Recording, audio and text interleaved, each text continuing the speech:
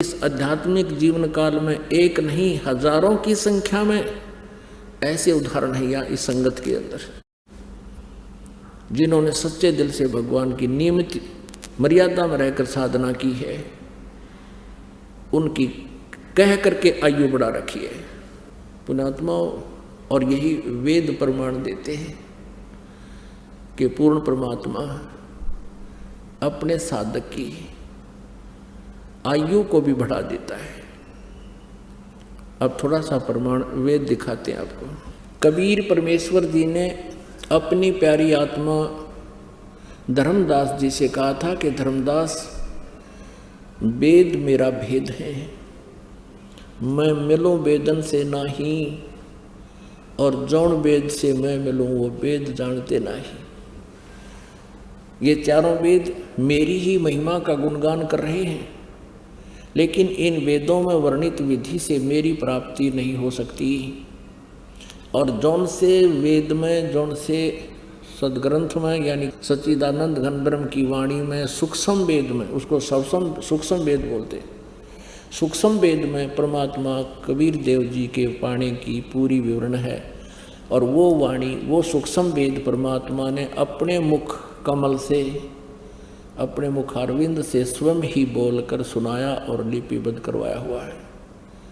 यही प्रमाण गीता जी अध्याय नंबर 4 के श्लोक नंबर 32 में है कि अभी तक अर्जुन तूने अध्याय 4 के 25 से लेकर 31 तक श्लोकों में जो भी जिस इस प्रकार की साधनाएं साधक करते हैं वो देखी सुनी, लेकिन उस सच्चिदानंद घन ब्रह्म की वाणी में ब्रह्मणे मुखे इन अज्ञानी अनुवादकर्ताओं ने यहाँ गलत कर रखा अनुवाद, या अनुवाद गलत कर रखा है, ब्रह्मणे मुखे का अर्थ लिख दिया इन्होंने वेद की वाणी नहीं, सच्चिदानंद घन ब्रह्म की वाणी। गीता जी अध्याय नंबर 17 के श्लोक नंबर 23 में ब्रह्मणे का अर्थ इन्होंने लिखा है सच्चिदानंद घन ब्रह्म, अर्थात परम अक्षर ब्रह्म। यहाँ चौथे अध्याय के 32वें श्लोक में ब्रह्मणे मुखे का अर्थ है सच्चिदानंद घन ब्रह्म की वाणी, यानी कबीर वाणी में, सूक्ष्म वेद में बहुत विस्तार के साथ आध्यात्मिक यज्ञों की जानकारी है। यज्ञ माने धार्मिक अनुष्ठानों की जानकारी है,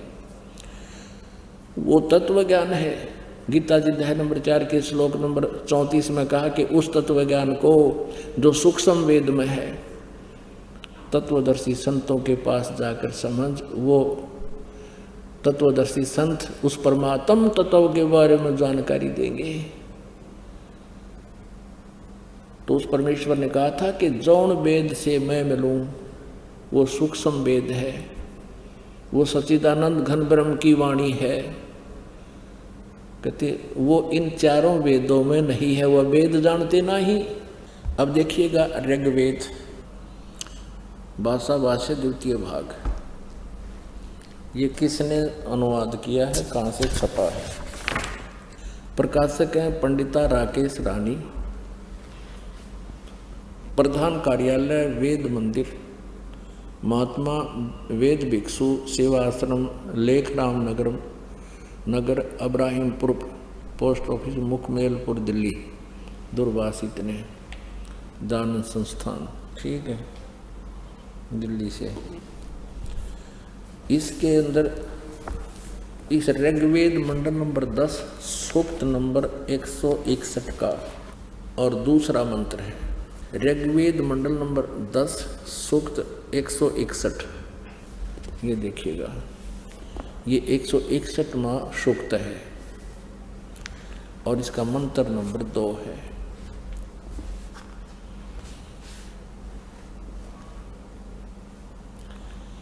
यदि किसी रोगी की जीवन शक्ति समाप्त हो,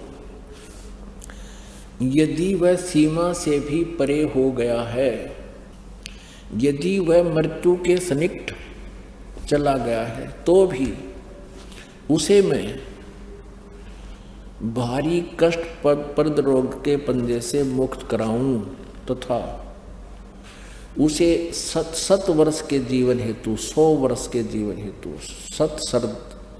7 सरदाए, यानी 7 माने 100, शरद माने सर्दी ऋतु, नो का कारण इसने 40 दिवाली खा रखी है। ऐसे ये यानी 7 वर्ष के जीवन हेतु बल संपन्न करूं। भावार्थ, यदि रोगी की जीवन शक्ति समाप्त हो, यानी जीवन खत्म हो गया हो रही है और उसका रोग सीमा को पार कर गया है, तब भी परमात्मा उसे इस कष्टप्रद रोग से मुक्त कर 7 वर्ष यानी 100 वर्ष का जीवन दे सकता है। ठीक है, एक और दिखाते हैं।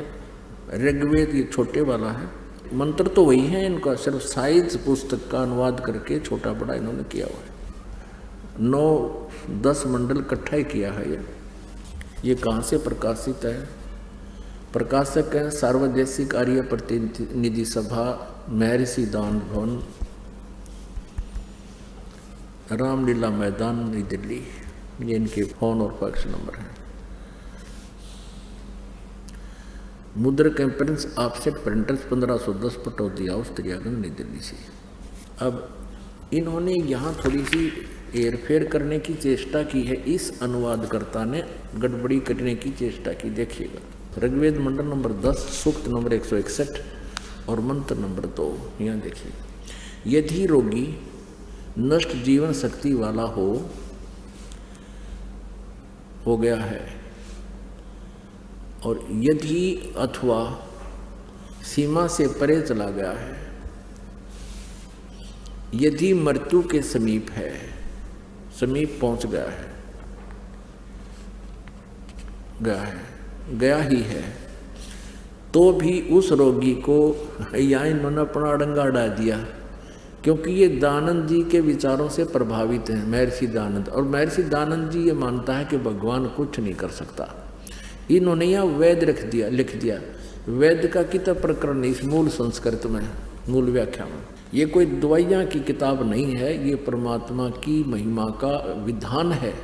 या वेद नहीं लिखना था, इन अपनी अज्ञान सोच चढ़ा दी। ऐसे हम हिंदी पढ़ते रहे, संस्कृत हम नावे नहीं थी। इन अज्ञानियों ने ऐसे नाश कर रखा हमारी आध्यात्मिक ज्ञान का।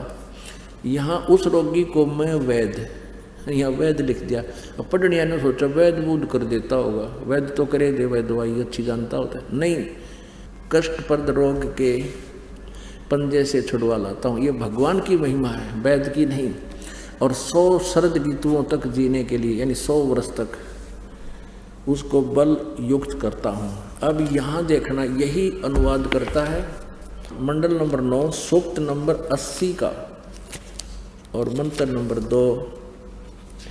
यहाँ ये भूल गया किता है, वह दानंदाली विधान को भूल गया। ये देखना, ऋग्वेद मंडल नंबर 9 सूक्त नंबर 80 और इसका यो दूसरा मंत्र है, दूसरा। अब देखना,